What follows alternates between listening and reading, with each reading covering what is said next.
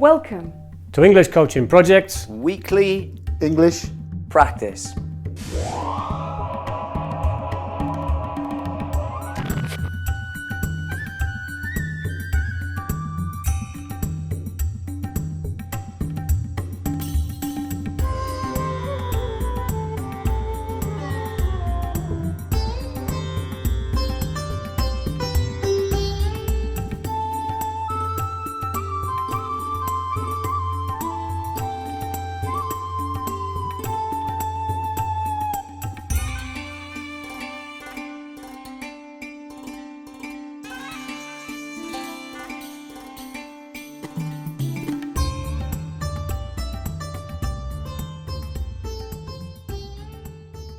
Last Sunday marked the 10th anniversary of Edurne Pasaban becoming the first woman to climb all 14 8,000ers.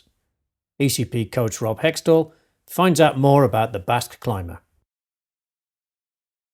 When I reached the summits of Aizkorri, Akategi and Aitxuri last summer, that last peak being the roof of Euskadi, I was both euphoric and knackered.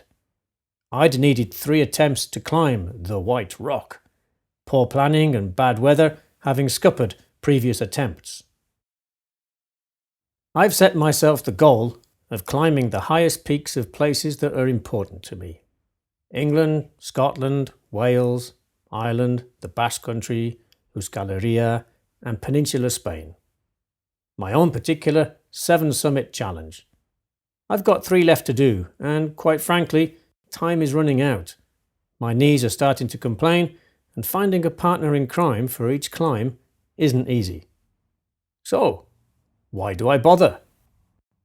Well, I've always loved walking up hills. I enjoy setting myself challenges, and in a humble way, it allows me to emulate heroes of mine who have achieved far more extraordinary feats. One of those heroes is Edurne Pasaban, who 10 years ago became the first woman in the world to climb all 14 8,000ers. Her life story is an absorbing one, like the mountains she climbs, with a seemingly simple beginning, followed by a grueling journey to the top of her profession and a complicated descent back to normal life. Born in Tolosa in 1973 to a family of engineers, Pasaban's path seemed to be a clear one. After studying engineering and then management, she began to work in the family's tool-making business. But her passion for climbing soon took her to the Alps and later to the Himalayas, all while still working. In 2001, she conquered Everest at the 3rd attempt. It was my first 8,000er, but I never imagined I'd dedicate my life to climbing them all. I just couldn't see myself as a professional mountaineer. There were too many hurdles. Above all, economic, she said in an interview with Planet Mountain. But by the end of 2003, with 6 8,000ers under her belt, she had become a candidate to win the race to be the first woman to conquer all 14. Economic help came in the form of the Spanish TV program Al Filo de lo Imposible, and she became a full-time mountaineer. It's an exhilarating, addictive and dangerous life. Some people never make it back to base camp, and Edurne nearly lost her life twice, on K2 and Kachenjunga. Her hardest struggle, however, was returning home. I was in my 30s and I saw my friends settling down and making families. They had everything I wanted that I had left behind. I was nearly crushed by this comparison. And it was only when I recognized that it was the mountains that gave sense to my life that I managed to find the inner strength to combat my depression. Pasaban has, however, finally achieved her goal of having that other life, the normal one.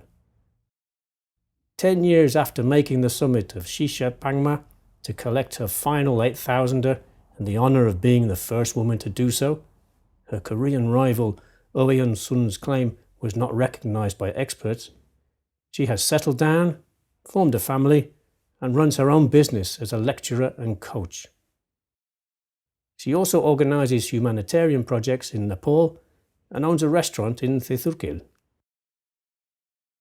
She has a message for these difficult times too.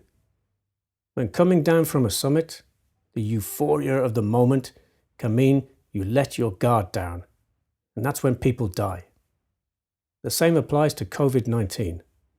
We are all tired of this situation, but the danger isn't over, and we must continue to act responsibly.